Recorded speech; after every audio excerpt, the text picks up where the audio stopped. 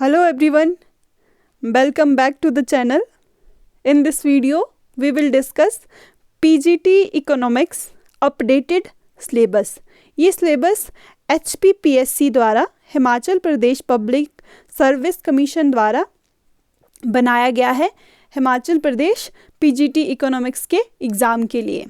तो इसमें हम टॉपिक वाइज डिस्कशन करेंगे और ये सिलेबस में 2024 में डिस्कस कर रही हूँ और अपडेटेड सिलेबस है जिसमें आपके 2 पेपर होंगे, पेपर 1 और paper 2। So let's start the discussion. Paper 1, ये दोनों पेपर 1 और पेपर 2 आपके MCQ बेस्ड आपका पेपर होगा और जो पेपर 1 है ये आपका क्वालिफाइंग इन नेचर होगा और आपको इसमें 35% पास मार्क्स अटेन करने हैं, तभी आपका पेपर 2 चेक होगा और उसके आधार पर आपकी मेरिट बनेगी। मेरिट किस पे बनेगी? पेपर 2 पे। आप चाहे पेपर 1 में 50 में से 50 मार्क्स अटेन कर दो या 50 में से 20 मार्क्स अटेन कर दो, आपका मेरिट किस पे बनेगा? पेपर 2 पे। ओके। और आपके पेपर 1 में जो क्वेश्चन होंगे, पेपर 1 में टोटल 50 क्वेश्चन होंगे और ये 100 मार्क्स के होंगे, मतलब एक क्वेश्चन 2 मार्क्स का होगा और आपको इसमें टाइम मिलेगा 1 आवर। और पेपर 2 में क्या होगा? आपके नंबर ऑफ क्वेश्चन 100 होंगे और मैक्सिमम मार्क्स होंगे 100, मतलब 1 मार्क्स का एक क्वेश्चन होगा और आपको इसमें टाइम मिलेगा 2 आवर। अब आपकी इसमें मार्किंग स्कीम कैसी रहेगी? इस बार इससे पहले जो नोटिफिकेशन आई थी उसमें बताया था आपका ऑफलाइन भी टेस्ट हो सकता है और ऑनलाइन भी। तो इस बार इन्होंने क्लियर कर दिया है कि आपका पेपर ऑफलाइन होगा और MCQ बेस्ड होगा और इसमें आपको 4 ऑप्शन दिए जाएंगे जिसमें से आपको करेक्ट ऑप्शन सेलेक्ट करना है। और आपको एक पॉइंट बहुत ध्यान में रखना है कि आपको नेगेटिव मार्किंग इस बार इस एग्ज़ाम में होगी और आपको ब्लैक पेन या ब्लू पेन से OMR शीट में करेक्ट ऑप्शन को राउंड करना है। ओके। और जो फाइनल मेरिट है वो आपकी किस पे बनेगी? मैं पहले भी बता चुकी हूँ, पेपर 2 के आधार पर। और जो आपकी नेगेटिव मार्किंग होगी वो किस आधार पर होगी, ये हम नेक्स्ट स्लाइड में डिस्कस करेंगे। अगर ऐसा होता है कि मान लीजिए आपके पेपर 2 में 2 कैंडिडेट हैं और उनके सेम मार्क्स आ गए, तो पेपर 1 को कंसीडर किया जाएगा। पेपर 1 के मार्क्स को कंसीडर किया जाएगा और उसका जिसके ज़्यादा मार्क्स होंगे पेपर 1 में उसे ऊपर वाली मेरिट दे दी जाएगी। और अगर मान लीजिए पेपर 1 में भी उनके सेम मार्क्स है तो एज को कंसीडर करा जाएगा और अगर एज भी सेम आ जाती है तो आपकी असेंशियल क्वालिफिकेशन को कंसीडर किया जाएगा और उस आधार पर आपकी मेरिट बनेगी। अब इतनी सारी ऑप्शन दी है तो प्रोबेबिलिटी है कि ये सारी ऑप्शन सेम नहीं होगी। अब हम देखते हैं कि नेगेटिव मार्किंग कैसे होगी। अब देखिए इस बार चेंज क्या किया गया है। मान लीजिए आपको कोई क्वेश्चन नहीं आता है, आपके पास ऑप्शन है ABCD और इस बार ऑप्शन E भी आपको दिया होगा। अगर आपने क्वेश्चन को अटेम्प्ट नहीं करना है तो आपको E ऑप्शन को राउंड करना पड़ेगा, अदरवाइज उस क्वेश्चन को गलत माना जाएगा और आपको उसके लिए पेनल्टी दी जाएगी 1/4। आपका अगर एक क्वेश्चन गलत हो जाता है तो आपके -0.25 हो जाएंगे। तो इस वाले सेक्शन के जुड़ने से आपका जो टाइम मैनेजमेंट है वो एग्ज़ाम में पता चलेगा। अब मान लीजिए आप एक आंसर के 2 ऑप्शन सेलेक्ट करते हैं तो उस क्वेश्चन को भी गलत माना जाएगा। तो अगर आपको ऐसा लगता है कि गलती से कोई एक ऑप्शन करेक्ट हो गया और वो आपको लगा बाद में कि ये इनकरेक्ट है तो आप उसे छोड़ दीजिए क्योंकि वो गलत ही माना जाएगा। और इसके बाद ये इन्होंने बिल्कुल क्लियर इंस्ट्रक्शन दी है कि अगर आपका क्वेश्चन अनअटेम्प्टेड आप छोड़ देंगे और जो आपको नहीं आता तो उसका भी नेगेटिव मार्क्स होगा और उसके लिए आपको पेनल्टी पड़ेगी। अब मान लीजिए अगर किसी ऑप्शन के 2 आंसर करेक्ट है और आपने उन 2 में से किसी एक को टिक किया है तो आपको उस क्वेश्चन के मार्क्स मिल जाएंगे। ये प्रोविज़न भी इस बार आपके एग्ज़ाम में दिया गया है। और इन्होंने कुछ हाइलाइट्स करा है कि अगर मान लीजिए कोई क्वेश्चन स्क्रैप्ड हो जाता, मान लीजिए कोई क्वेश्चन गलत है, किसी के ऑप्शन गलत है, तो उसके मार्क्स किसी को भी नहीं दिए जाएंगे। और रीचेकिंग और re-evaluation will not be allowed in any cases. अगर आपके क्वेश्चन पेपर में कुछ डिस्क्रिपेंसी है, कुछ हिंदी में गलत है, तो इंग्लिश लैंग्वेज को ही कंसीडर किया जाएगा, करेक्ट माना जाएगा। और सिलेबस, अगर आप डिटेल सिलेबस HPPSC की साइट में देखना चाहते हैं तो HPPSC की साइट खोल के देख सकते हैं, अदरवाइज़ हम इसको डिटेल में डिस्कस करेंगे। पहले पेपर 1 की बात करते हैं। इसमें कितने होंगे? 50 क्वेश्चन होंगे और 1 घंटा आपको मिलेगा। 100 मार्क्स का ये एग्ज़ाम होगा। इसमें आपसे 15 क्वेश्चन हिमाचल प्रदेश जीके के पूछे जाएंगे और 15 क्वेश्चन आपको होंगे general knowledge of national and international affair और 10 क्वेश्चन आपको हिंदी लैंग्वेज से पूछे जाएंगे और इसी तरह 10 क्वेश्चन आपको इंग्लिश लैंग्वेज से पूछे जाएंगे और आपको इसमें 35% मार्क्स अटेन करने हैं अगर आप चाहते हैं आपका दूसरा पेपर भी चेक हो।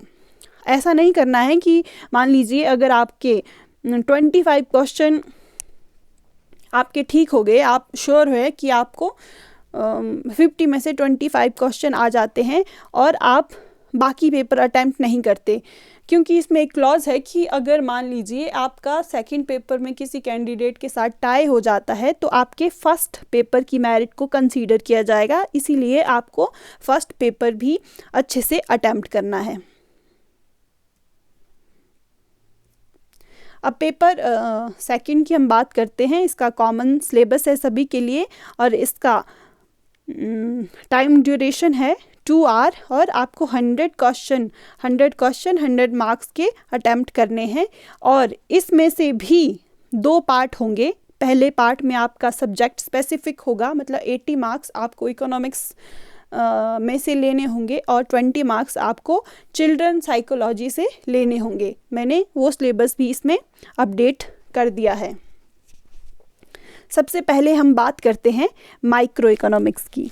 तो माइक्रो इकोनॉमिक्स में सबसे पहले basic economic problem, choice and scarcity, deductive and inductive method of analysis, equilibrium, existence, stability and uniqueness. कई बार क्वेश्चन डायरेक्टली आपसे पूछा जाता है कि 3 इक्विलिब्रियम प्रॉब्लम कौन सी है, तो एग्जिस्टेंस, स्टेबिलिटी, यूनिकनेस। इस बार क्वेश्चन आपका जो ये सिलेबस है इतना डिटेल में दिया गया है कि अगर आप पेपर से पहले भी सिलेबस को देख के जाएंगे तो आपके 2-3 क्वेश्चन तो सिलेबस से ही निकल जाएंगे। ये काफ़ी डिटेल में एक एक टॉपिक इसमें डिस्कस किया गया है और आपका जो मैथ्स और स्टैटिस्टिक्स है उसको एक्सक्लूड कर दिया है, जो कि जो नॉन मैथमेटिकल स्टूडेंट है उनके लिए अच्छी बात है। हम अगला आपका टॉपिक है partial and general equilibrium. Partial equilibrium किसने दिया था? मार्शल ने। जनरल किसने दिया था? वॉलरस ने। Walras and input output approach to general equilibrium. Consumer behaviour, demand analysis, supply analysis, indifference curve analysis, price, income and substitution effect, Slutsky की, इसमें हिक्स का भी आता है, compensation, compensated demand curve and revealed preference theory. ये बिल्कुल point to point आपका syllabus इसमें दिया गया है और जो सिलेबस +2 तक पढ़ाया जाता है वो ही माइक्रो इकोनॉमिक्स में इंक्लूड किया गया है। फिर आपका आता है production function, short period and long period, returns two factor जो कि शॉर्ट पीरियड प्रोडक्शन फंक्शन होता है, रिटर्न्स टू स्केल ये लॉन्ग पीरियड प्रोडक्शन फंक्शन होता है, isoquant, least cost combination of inputs, production function of multi product firm, ये जो topic है ये इस बार नया है, तो संभावना है कि इससे क्वेश्चन बने। Economies of scale, elasticity of substitution, इसमें क्या होता है कि percentage change in input output ratio divided by percentage change in marginal rate of technical substitution. Okay, फिर आपका cost and revenue, cost concept, traditional and modern theory of cost, जैसे traditional बोलता था कि कॉस्ट कब यू शेप के होते हैं और मॉडर्न ऐसे एल शेप में बोलता था कॉस्ट कब होंगे। Derivation of cost function from production function, different revenue concept and there mutual relationship, जिसमें इसमें रेवेन्यू का इलास्टिसिटी के साथ भी रिलेशनशिप बताया जाता है, उससे भी आपको क्वेश्चन देखने को मिल सकते हैं।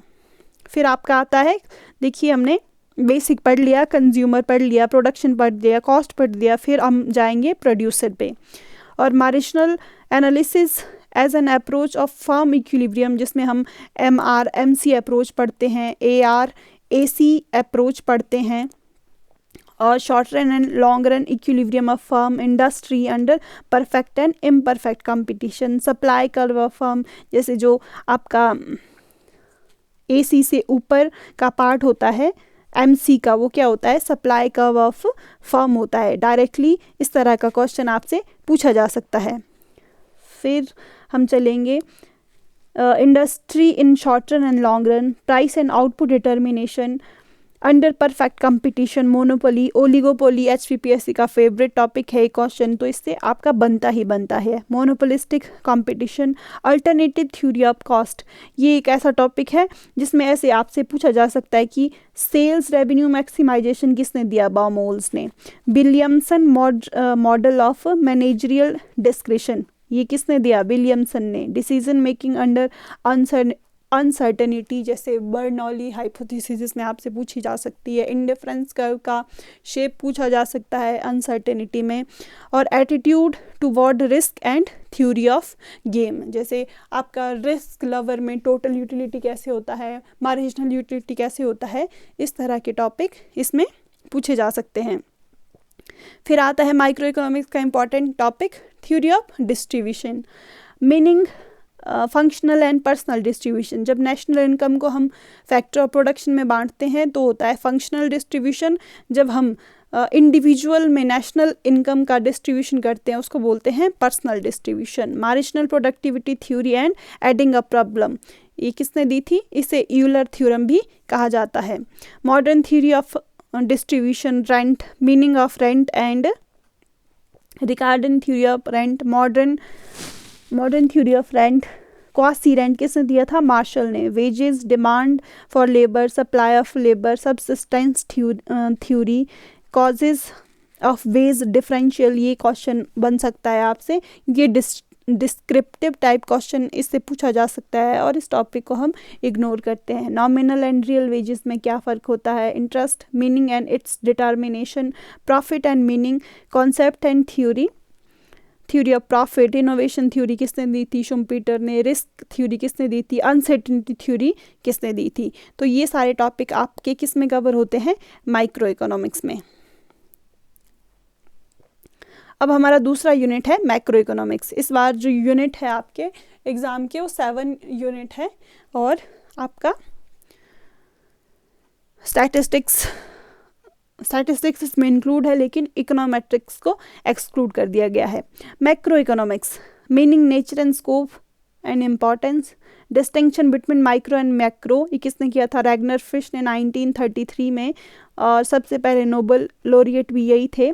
नेशनल इनकम के various concept, circular flow of income in 2, 3 और 4 सेक्टर इकोनॉमी, आपको पता होना चाहिए 2 सेक्टर के कंपोनेंट कौन से हैं, 3K, 4K, different forms of national income, national accounting, social accounting, input output and balance of payment,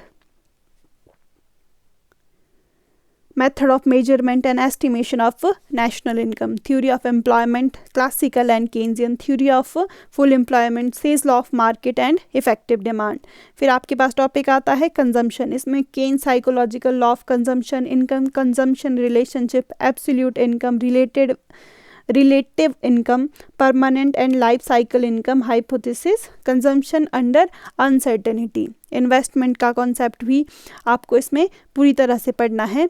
और inflation, meaning, type, classical and monetarist approach to inflation, structural theory of inflation, Phillips curve analysis, ये काफ़ी important topic है। Samuelson and Solow, natural rate of unemployment, और Tobin modified Phillips curve. Business cycle की theory भी इसमें एक important topic है। Kaldor, Samuelson, Hicks, Goodwin model of trade cycle, पिछली बार भी इससे क्वेश्चन बना था। Macro economic policy for stabilisation and growth, theory of economic policy, policy objective and conflict, fixed target approach, monetary and fiscal policy and crowding out effect, ये इसमें most important topic है। और पॉलिसी मिक्स। अब हम जाते हैं statistics पे। Statistics में आपका जो बेसिक होता है इकोनॉमिक्स में, बेसिक स्टैटिस्टिक्स, वही आपका इसमें कवर किया गया है।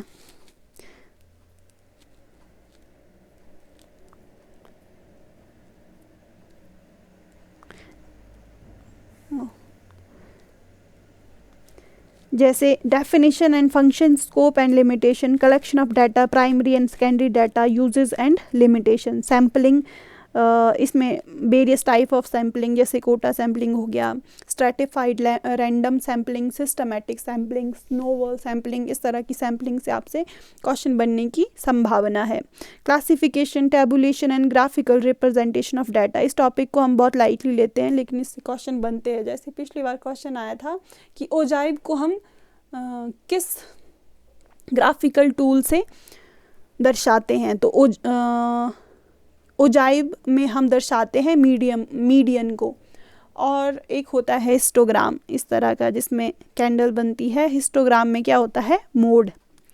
ओके, फिर measure of central tendency, mean, arithmetic mean, geometric mean, harmonic mean, इन तीनों में क्या रिलेशनशिप है, median, quartile, decile, percentile and mode.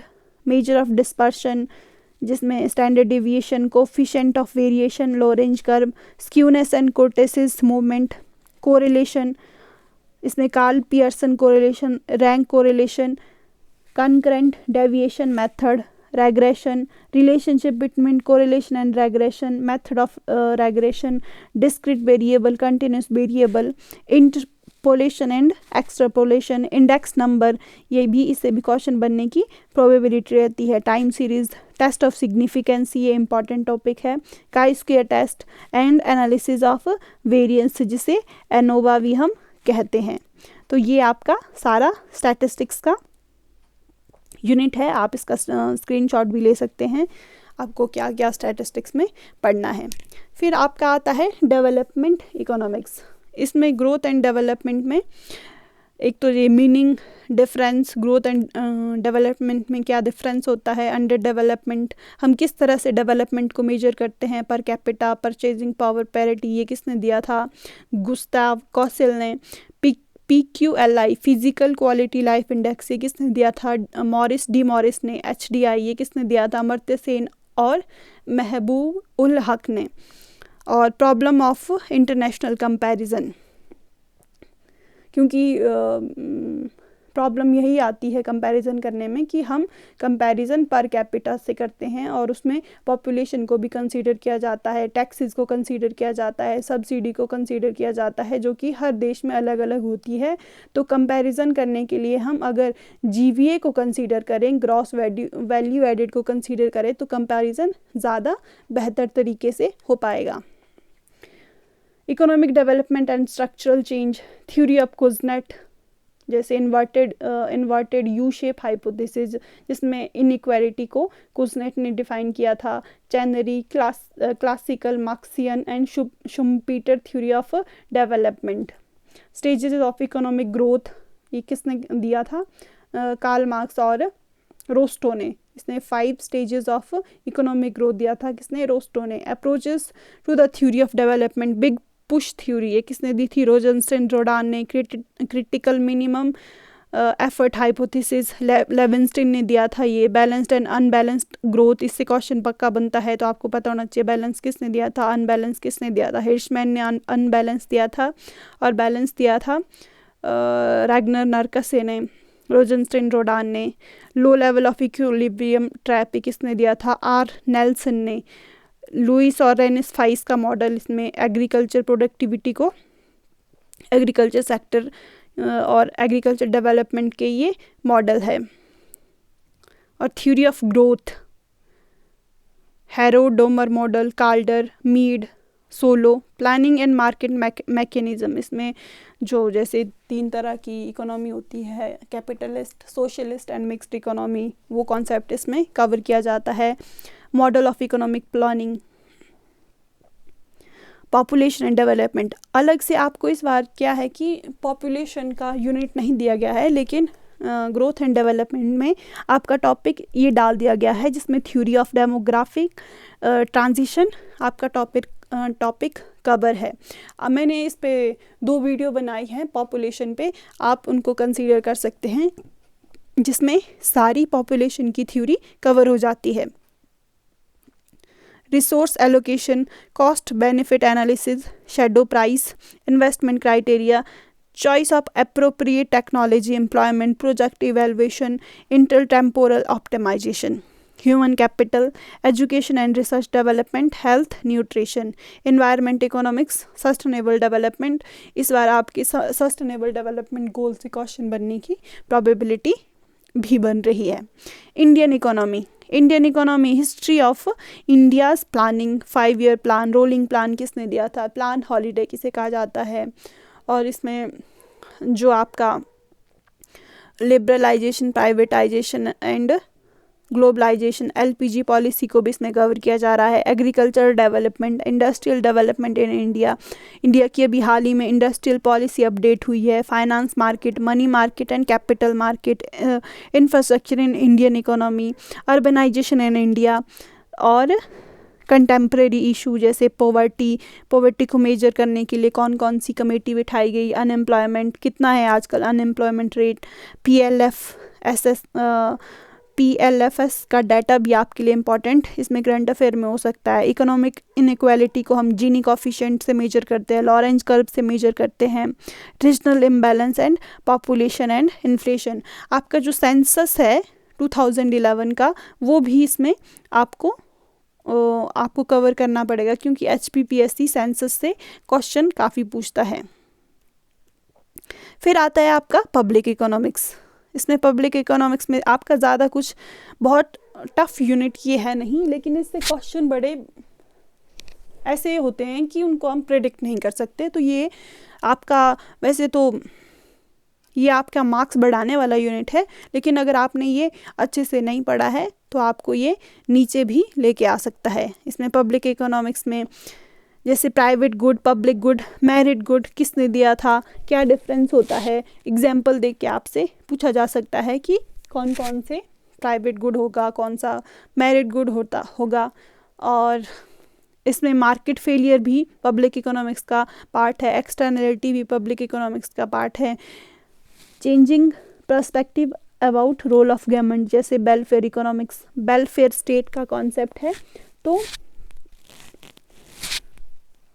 ये इसमें आपसे पूछा जा सकता है। Source of public revenue, taxation, जैसे आपका GST है, आपसे इसमें ये भी पूछा जा सकता है कि बजट में सबसे ज़्यादा गवर्नमेंट को सबसे ज़्यादा इनकम किस टैक्स से मिलती है, इनकम टैक्स से या GST से मिलती है, उसके बाद इनकम टैक्स से, फिर कॉरपोरेशन टैक्स, ये दोनों का हिस्सा बराबर है, फिर एक्साइज ड्यूटी, कस्टम ड्यूटी। तो आपको ये ऑर्डर भी इसमें पता होना चाहिए। पब्लिक एक्सपेंडिचर, वेरियस थ्योरी, जैसे वैगनर्स लॉ क्या होता है, Wiseman peacock hypothesis, pure theory of public expenditure, zero base budget किसने दिया था, पीटर ए पायर ने। और पब्लिक डेट को कम करने के या पब्लिक डेट को वापस देने के मेथड कौन कौन से होते हैं, deficit finance, fiscal policy, budgetary deficit, इसमें fiscal deficit, revenue deficit, primary deficit, monetise deficit और इस तरह के कॉन्सेप्ट इम्पॉर्टेंट है। फिस्कल फेडरलिज्म, ये इम्पॉर्टेंट टॉपिक इसीलिए है क्योंकि हाल ही में 16 फाइनेंस कमीशन अपॉइंट किया गया है, जिसमें अरविंद पंगरिया को इसका अध्यक्ष नियुक्त किया गया है। तो आपको उनके कौन कौन से क्राइटेरिया रहेंगे फेडरल फाइनेंस या स्टेट और सेंटर के बीच फाइनेंस को डिस्ट्रीब्यूट करने के लिए, अभी तक जो फाइनेंस कमीशन सेटअप हुए थे उन्होंने क्या क्या क्राइटेरिया दिए थे, और ये कॉन्स्टिट्यूशनल बॉडी है, इस तरह के क्वेश्चन इससे आपको एक्सपेक्टेड है। फिर आता है इंटरनेशनल इकोनॉमिक्स, जिसमें सबसे पहले है pure theory of international trade, में क्लासिकल कंपैरेटिव रिकार्डो ने दी थी, कंपैरेटिव क्लासिकल एडम स्मिथ ने, cost advantage opportunity cost factor endowment Heckscher Ohlin theory, इन theory of factor price equalisation Samuelson ने दी थी, रेसिप्रोकल डिमांड मार्शल ने दी थी, ऑफर कर्व एजवर्थ ने दिया था, और determination of international prices, gain from trade, terms of trade, concept and measurement, secular deterioration, thesis of term of trade, Emmanuel theory of unequal exchange, commercial policy, free trade versus protection, theory of tariff, effect of tariff, partial and general equilibrium analysis, exchange rate, spot and forward exchange rate, foreign exchange risk, hedging, speculation, foreign exchange, option and future, determination of exchange rate, mint parity theory, purchasing power parity theory, monetary and portfolio balance, optimum currency area, balance of payment, ये भी important topic है, और international monetary system, इसमें gold standard, Bretton Woods system, post Bretton Woods system, IMF, IBRD, International Bank for Reconstruction and Development, इनके function, organization और leading mechanism, जिसमें इसमें WTO भी इम्पॉर्टेंट रोल प्ले करता है। फिर आता है आपका मनी एंड बैंकिंग, जिसमें मनी से रिलेटेड कॉन्सेप्ट है, जैसे demand for money, supply of money, commercial bank, central bank, monetary policy, demonetisation, non banking financial institution, banking sector reform in India, जिसमें बेसल नॉर्म्स वगैरह आपके आते हैं। तो आप डिटेल में इस सिलेबस को देख सकते हैं। फिर आपका आता है पार्ट 2, ये किसका होगा 20 मार्क्स का, और ये भी आपके मेरिट में मेजर रोल इस बार प्ले करेगा। इसमें foundation of education system, concept and nature of knowledge acquiring process, Indian knowledge system, Vedic education system, Buddhist education system, concept of education, objective of education, approach to education, philosophical, psychological, sociological, technological basis of education, concept of important variable, personality, intelligence, creativity, academic achievement, problem solving ability, teacher education related aspect, जिसमें concept of teacher education, historical aspect of teacher education in India, scope of teacher education, types and level of teacher education। फिर आपका तीसरा है इसमें pedagogy and technical learning experience. Although ये जो syllabus को पढ़ना है थोड़ा बोरिंग सा लगता है, लेकिन यकीन मानिए आप सिलेबस पढ़ के एग्ज़ाम की प्रेपरेशन करेंगे तो आपको ज़्यादा बेनिफिशियल होगा। और अब मैं इस चैनल पे रेगुलर वीडियो डालूँगी, और सो स्टे ट्यून। और आपको किस टॉपिक पे अगर आपको कोई स्पेशल टॉपिक समझना है तो भी आप कमेंट करके मुझे बता सकते हैं, और अगर आप कोई इम्प्रूवमेंट, कोई सुजेशन देना चाहते हैं तब भी आपका बहुत बहुत स्वागत है। So thanks for watching.